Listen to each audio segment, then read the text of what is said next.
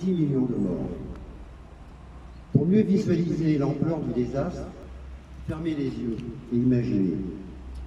Lors des cérémonies du 14 juillet 1919, il a fallu 3 heures pour faire défiler les régiments d'anciens combattants sur les Champs-Élysées.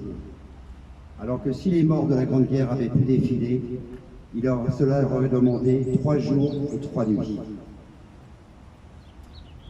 Après la fin de la guerre, pour répondre à la demande des familles endeuillées, et très majoritairement sans sépulture pour leurs morts, l'État prend la décision de prendre en charge les cimetières militaires et impose à chaque commune française d'ériger un monument aux morts. L'objectif étant d'assurer la pérennité du lien entre les habitants et leurs ancêtres disparus. Bien que, pour moi, le vrai tombeau des morts, c'est le cœur des vivants. Je voudrais, à l'occasion de cette commémoration, vous raconter l'histoire d'un jeune soldat.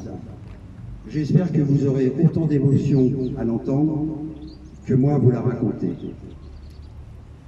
Désiré Bianco, jeune Marseillais d'origine italienne, s'embarque à Marseille sur le navire La France, paquebot chargé de convoyer le 58e régiment d'infanterie coloniale à destination du détroit des Dardanelles en Turquie. Le 8 mai 1915, l'attaque générale est déclenchée. Désiré Bianco devait demeurer dans les tranchées, car le lieutenant Astier, voyant ce gosse, lui prend son fusil et en échange lui donne son propre sabre. Mais, ne pouvant se maîtriser, Désiré Bianco s'élance avec le sabre qui lui a été confié en criant « En avant les baïonnettes !» Il avance, il avance, il avance encore, dénué de toute peur. Soudain, il perd son élan, se fige.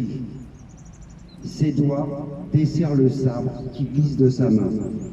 Le soldat est touché au sol, de plein front par une balle ennemie.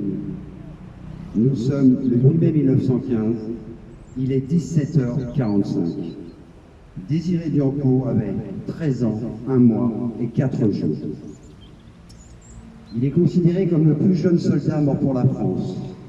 Un buste à son effigie est érigé à Toulon, devant la caserne de Grignan, ainsi qu'un boulevard à Marseille porte son nom. Pour terminer cette histoire, je voudrais vous lire une citation de Victor Hugo. « Avant, tu étais nulle part, mais maintenant que tu es parti, tu es partout. » Merci.